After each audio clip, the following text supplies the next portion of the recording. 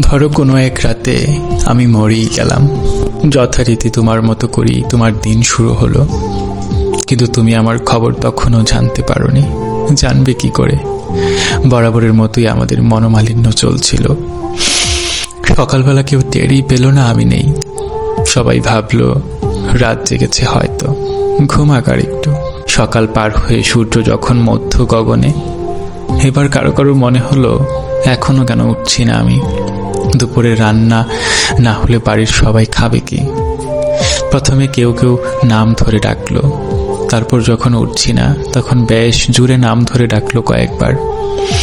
তারপর যখন গায়ে ধাক্কা দিল জোরে, তখন টের পেল আমার শরীর হিম শীতল হয়ে আছে। এরপর আর কি, বাকি মরাবাড়ির মতো সবাই কান্নাকাটি চিল্লাপাল্লা হলো। কিন্তু তুমি তখনও জানো না আমি আর নেই। জানবে কি করে?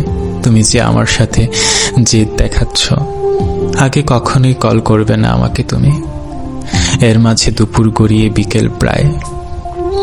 এর ফাঁকে আমাকে আমার গন্তব্যে নিয়ে যাওয়ার প্রস্তুতি শেষ। শেষ গোসল, জানাজা, কবর খোঁড়া সব শেষ। কিন্তু তুমি তখনও জানো না আমার নতুন ঘরে আমাকে নিয়ে যাচ্ছে সবাই। বাদ আসর আমাকে সবাই আমার নতুন ঠিকানায় রেখে এলো। এরপর হলো সন্ধ্যা, তবু তোমার থেকে শুভ সন্ধ্যা তোমাকে এই মেসেজটুকু আর এলো না। আসবে কি করে? আগে মেসেজ দিলে যে তুমি আমার সাথে করা তোমার প্রতিযোগিতায় হেরে যাবে। সন্ধ্যা পার হয়ে রাত হলো, তুমি রাতের খাবার একাই খেয়ে নিলে।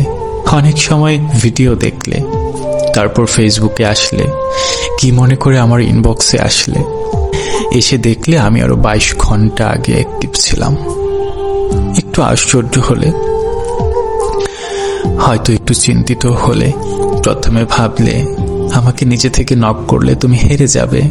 পরে ভাবলে দেই একটা কল, কিছু একটা বলে কথা অন্যদিকে ঘুরিয়ে দেব। কল করলে আমার নাম্বার বন্ধ, আবার করলে আবার, অনেকবার চেষ্টা করলে, বেশ কয়েকবার করলে, কিন্তু নাম্বার বন্ধ দেখাচ্ছে।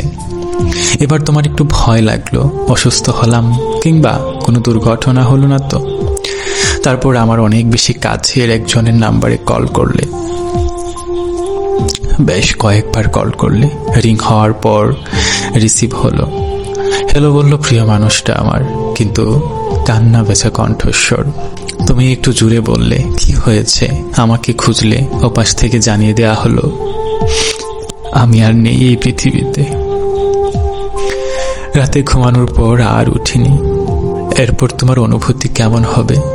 অবাক হবে, চিৎকার করে উঠবে, নাকি আপদ বিদায় হয়েছে ভেবে স্বস্তি পাবে? আমি জানি না সে সময় তোমার অনুভূতি কেমন হবে। শুধু আমি জানি আমার সাথে ইগো নামক যে প্রতিযোগিতায় নেমেছিলে তুমি, আমি এই পৃথিবী থেকে বিদায় নিয়ে সেই প্রতিযোগিতায় তোমাকে হারিয়ে দিয়ে যাব।